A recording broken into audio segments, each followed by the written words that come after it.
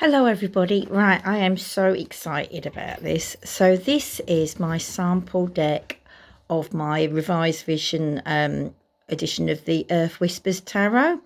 And this is a box. It's a rigid box. I really like this. I wanted something really simple that you could keep your cards in and isn't too fussy.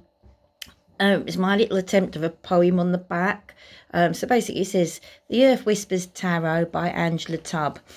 If you listen closely, she whispers softly, hair are in the breeze, the trees, the delicate wings of the birds and the bees. Feel her pulse in your feet as you tread gently upon her oceans, your veins, her fire, your soul. Blessed be. This is the revised edition, obviously, this year, 2024, first published in 2022. Now, these are printed in the UK by a lovely company called Ivory Graphics.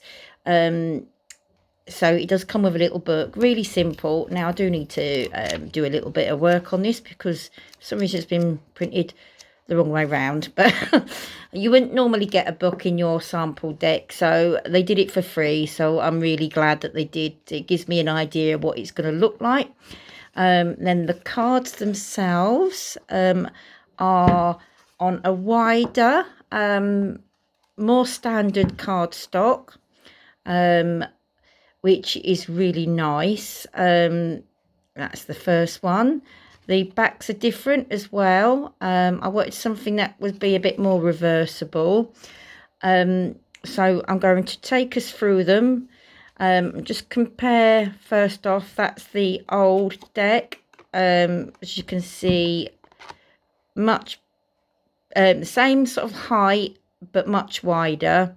Backs on that, not reversible. I do love me old backs, but I did want a deck where you couldn't really tell what way up the card is facing. Now let's go through and have a look at these. Most of them haven't changed. The artwork does look a bit more fresher because you can see more of it, which I really like. Nice simple borders. My High Priestess, who I love, kept with the Earth Mother. The Green Man, now he has been replaced. He was originally this horrible little chappy, Trump, and it's about the hierarchy. It was a little bit of my up yours to the white patriarchy, but now he is the Green Man, the ideal opposite of the Earth Mother.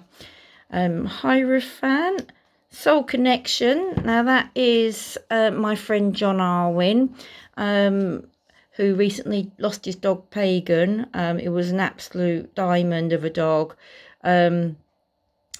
Now that takes over from the Lovers because obviously that kind of connection, it's not it isn't just romantic, it's a meeting of souls, and I just wanted to kind of do something a little bit different, also as well as a way of honouring a very special relationship.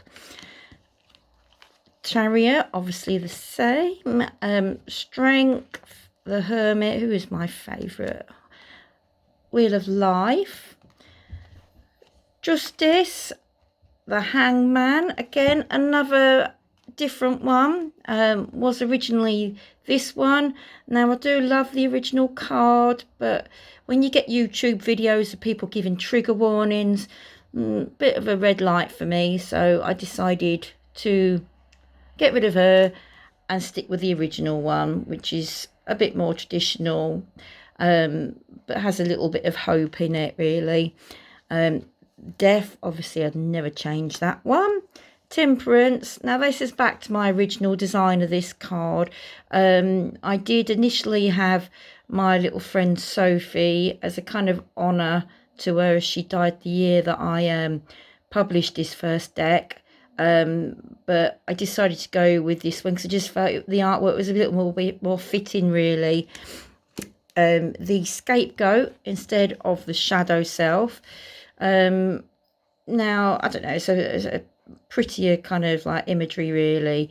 This one had a little bit of negativity. It was called Tone Deaf by somebody on Indie Deck Review, and I take feedback like, you know, I do take it to heart. It is something that needs to be sort of like looked at. I want my deck to represent the future in a way, so anything that could trigger people or get people to think, oh, that doesn't really sort of like align with you know, future ideals, so it had to go.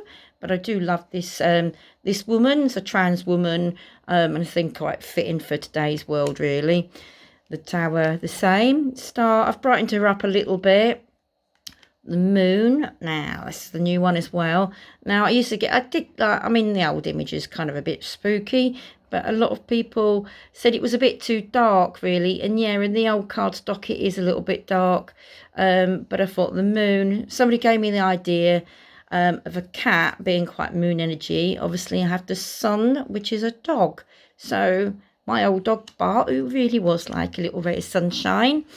Now you got judgment, obviously the world. Then you start going into the minors. You've got your sage, your architect, and your page of earth, representing the 3 different stages of the moon, the maiden, mother, and the crone, but in a more of a gender neutral sort of thing. There's 3 different stages of human life.